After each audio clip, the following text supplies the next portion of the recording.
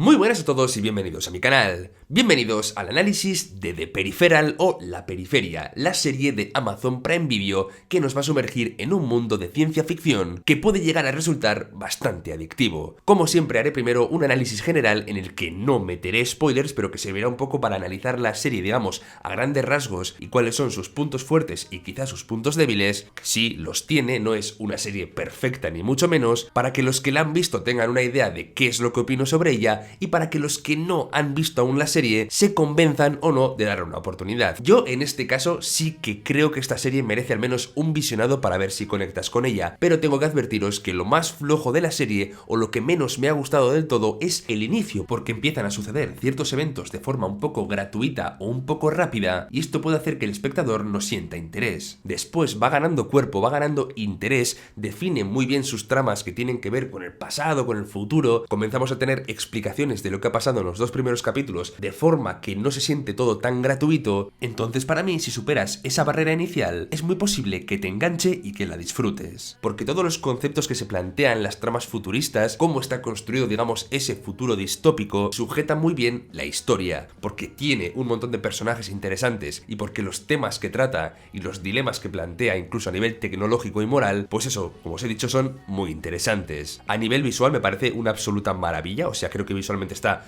muy bien, tiene diseños de cosas que son muy originales, la fotografía también es muy bonita, pero por ejemplo siento que falla un poquito en el montaje, como que hay escenas que están montadas un poquito flojas, dejémoslo ahí. Tampoco me ha gustado, por ejemplo, demasiado el diseño del sonido, o sea, siento que las peleas tienen sonidos bastante exagerados, como si fuera esto una película de Jackie Chan, y a veces me ha podido sacar un poquito de la historia, pues eso, que se escuchasen tanto puñetazos u otros golpes quizá de efecto en alguna pelea. Su punto fuerte, como digo, son los personajes, son las ideas de ciencia ficción que plantea, y su punto más débil para mí es ese inicio que se siente un poco difuso, pero que os animo a que si no lo habéis visto, pues intentéis darle la oportunidad para superarlo y engancharos. Y ahora, una vez pasado esto, vamos a ir al análisis más concreto de las cosas que han sucedido. Primero haré una especie de resumen en el cual organizaré un poco los eventos de la temporada, porque merece un poco la pena ordenarlos antes de entrar a analizar momentos concretos. Después, como digo, veremos unos momentos concretos de la temporada y finalmente el análisis del final explicado, porque es un final un poco raro, abierto además, que sabiendo que todavía no está confirmada una segunda temporada, sería triste que la serie terminase así, o sea, creo que una segunda temporada por lo menos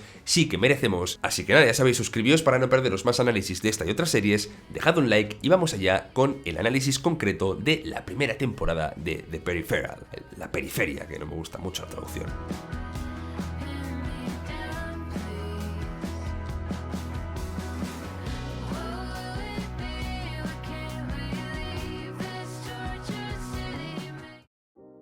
Bueno, como os he comentado, primero creo que merece la pena hacer un pequeño resumen de cuáles son los eventos que hilan o que llevan la temporada hacia adelante, porque de esta forma después podemos ir mejor a entender el final y también podemos entender mejor los eventos en los que me voy a detener. Lo primero que hay que entender es qué es un muñón. Muñón se le llama cuando desde el futuro conectan con un momento pasado de la línea temporal y a partir de aquí, digamos que después de conectar, esa línea se divide y se genera una línea temporal paralela que comienza a transcurrir sincronizada en el tiempo con la línea con la que ha conectado. ¿Qué quiero decir con que están sincronizadas? Pues que desde el momento en el que se han conectado, una semana, por ejemplo, en la línea original, también es una semana en esa línea muñón. ¿Y para qué querría esta gente del futuro abrir una línea paralela a la cual tendrían acceso con esos equipos periféricos? Pues para probar todo tipo de tecnología, para hacer cualquier ensayo con un medicamento, o sea, es prácticamente como generar una línea temporal que va a ser un conejillo de indias de todo lo que tú quieres probar. Y el ejemplo más claro es ese dispositivo, esa áptica que tienen conectados los miembros del equipo de Barton cuando fueron marines, o sea, todos están conectados con una tecnología que no debería existir en ese momento temporal, pero que existe y está en esa línea temporal porque desde el futuro la trajeron para hacer pruebas, con lo cual es una idea o un dilema moral bastante jodido, porque es jugar con la vida de las personas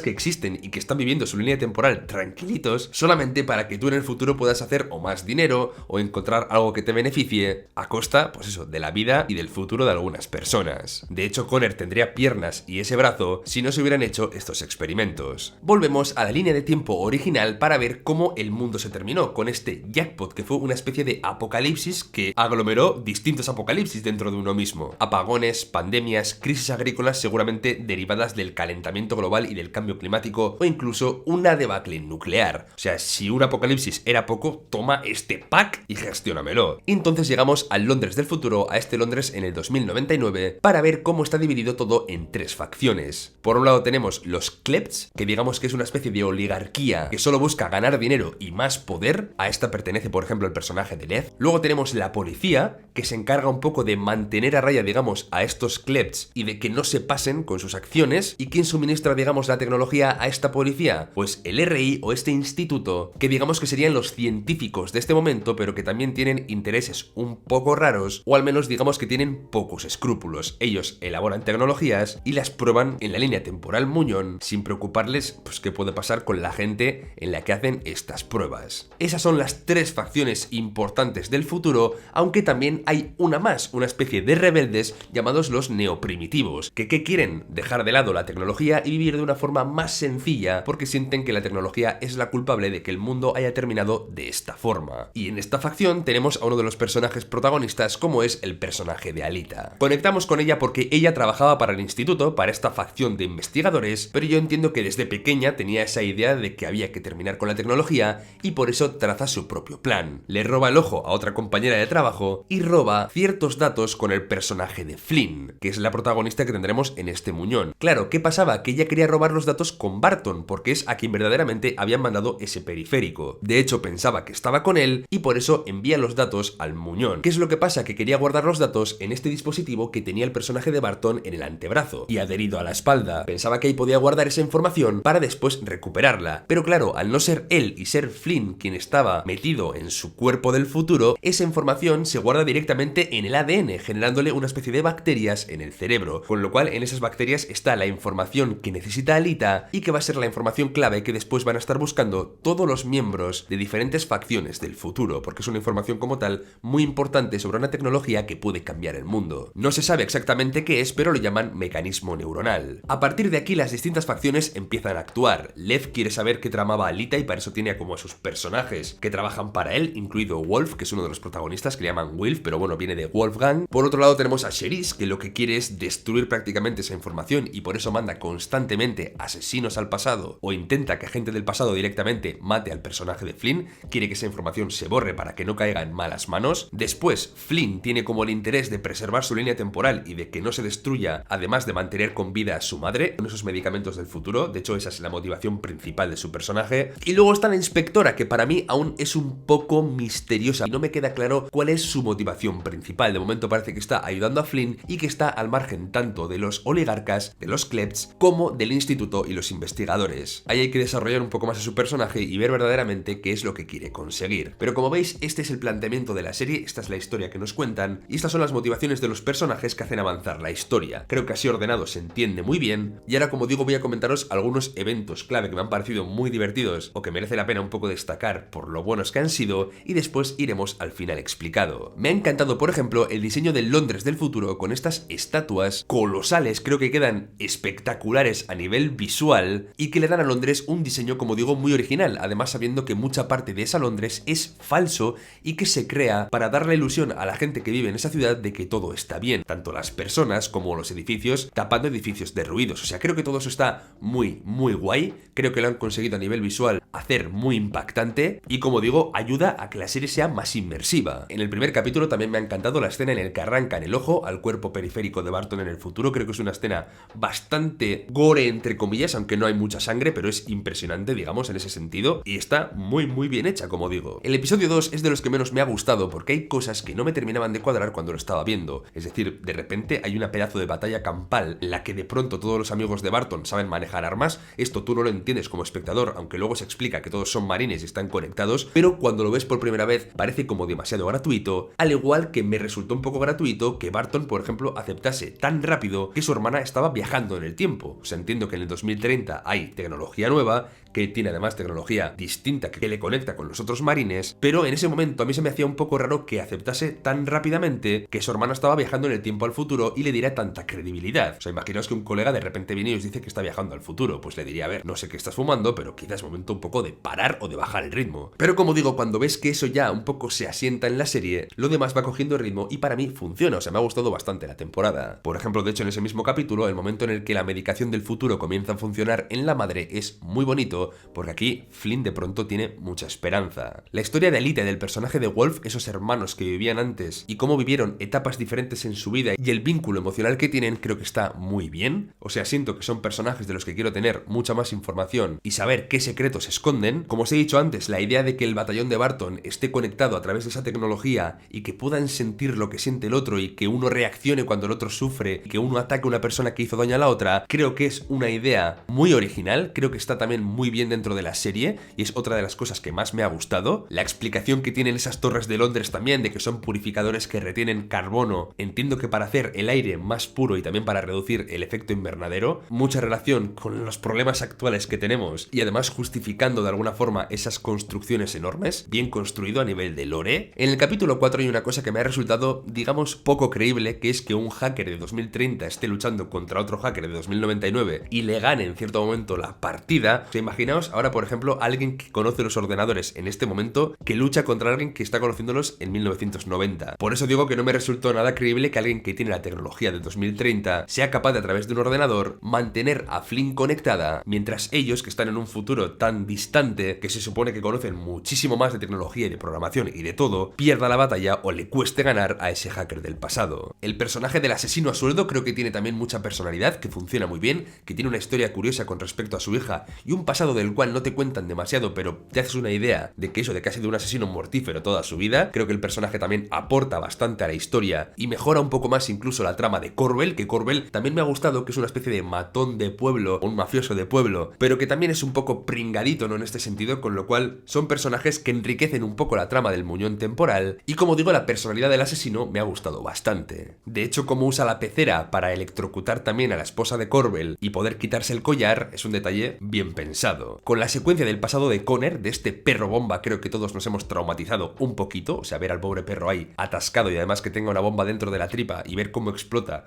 o sea, para mí es trauma ya de por vida, pero la escena es cruda, original y además genera impacto, con lo cual acierto, en mi opinión. Todo además ello justificado sabiendo que es por culpa de que estén probando la tecnología en Connor y que por eso tiene más empatía por el animal, cambiando la línea temporal con respecto a la línea original, o sea, está bien cimentado y bien explicado. Y del enfrentamiento en el hospital me ha encantado lo crudo que es, o sea, esas puñaladas de Bob al amigo de Barton son brutales, y luego también cómo utilizan esa conexión con el cadáver para moverlo, hacer que Bob también se mueva y después matarlo. O sea, eso también siento que ha sido original. Creo que la serie tiene ideas muy originales para momentos buenos. Bueno, digo la serie constantemente, pero seguramente muchas ideas estén sacadas del libro en el que se inspira. Y bueno, ahora sí ya vamos con este final explicado. Vamos a dar un poco la explicación de cómo ha terminado la temporada, porque hay cosas que un poco en duda sí que pueden estar. El hecho de que el personaje de Tommy, que parecía alguien bueno, que quería hacer el bien constantemente, haya dado un giro, no al mal, pero sí a unas formas bastante más oscuras de lo que nos tenía acostumbrados, matando o intentando matar a Corbell, que queda vivo, y también al sheriff, que este sí que lo agujerea. Pero del personaje de Tommy no sé qué esperar, porque se ha cansado un poco de la situación y esa oscuridad de su personaje me interesa. Además, Corbell va a seguir vivo y seguramente quiera matarlo, quiera vengarse por lo que le ha hecho. También en el futuro, Ash parece que se ha cansado de Lev, que estaba trabajando para él, pero él parece que los trata fatal a los dos, tanto a ella como a su compañero, con lo cual se han cansado de él y se han aliado con Nuland para matar al propio Lev, con lo cual ahí va a haber una alianza, una especie de traición para ir contra el oligarca, contra el Kleb, pero que también queda en el aire. Eso sería para la segunda temporada. Al final de la historia también se nos revela cómo el personaje de Alita siempre había estado relacionada con este neoprimitivismo, es decir, con esta idea de que había que volver a un tiempo sin tecnología, esa bandera que cuenta Wolf que utilizaba ella de joven, que era una mano sin pulgar,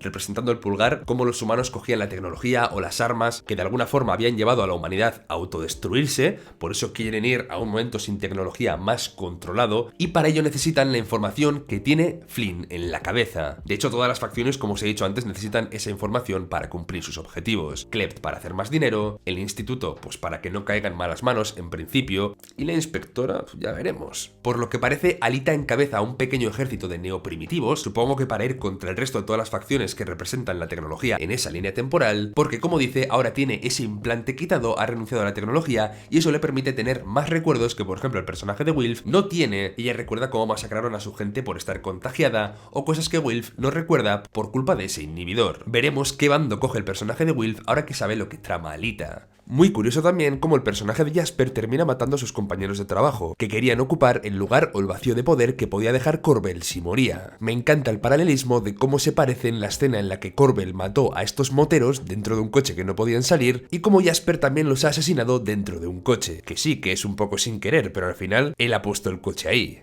Y bueno, ¿qué es lo que Flynn plantea para intentar evitar que el RI o los investigadores aceleren el jackpot en su línea temporal? Pues una cosa que parece tener bastante sentido. Lo que quiere es generar otra especie de muñón. Por lo que hemos visto en las imágenes, parece que un muñón a partir del otro muñón, es decir, otra línea temporal en la cual cambia algo para que ella y su hermano puedan vivir felices. Aún no sabemos del todo qué es lo que ha cambiado, o ya os digo cuál es la naturaleza de ese nuevo muñón que ha generado. Lo que sí que no me ha gustado nada es la facilidad con la que accede al lugar o al instrumento que controla las líneas temporales. O sea, creo que el instituto verdaderamente, si tiene un centro neurológico en el cual controla todo el tiempo o los muñones que se generan, tendría que estar muchísimo más protegido que con un tío con una escoba y luego otros 3 robots prácticamente. O sea, no hay nada más. Me parece bastante patético y tenía que haber sido mucho más complicado de realizar. El plan está guay, me gusta la idea, pero me ha parecido, pues eso, bastante poco creíble para ser al final de la temporada. Y luego la otra parte del plan es morir ella, porque si ella muere en su línea temporal, se morirían con ella los datos que tiene en el cerebro y de esta forma el RI no tendría que acelerar este jackpot y destruir el mundo antes de tiempo. Por eso pide a Connor que le dispare y la mate antes de que esto suceda. Lo que sí que está claro es que ese muñón que ya ha generado tiene que ser antes de que ella tenga los datos en la cabeza, con lo cual tendría que ser antes de utilizar el elemento periférico y conectar con Alita. Pero como digo, de ese muñón que se genera a partir del muñón aún no sabemos nada de nada. Lo que sí que vemos es que después de escuchar el disparo, de pronto Flynn conecta con su periférico. Se aparece como una vez más en el futuro. Y para esto se me ocurren dos posibilidades.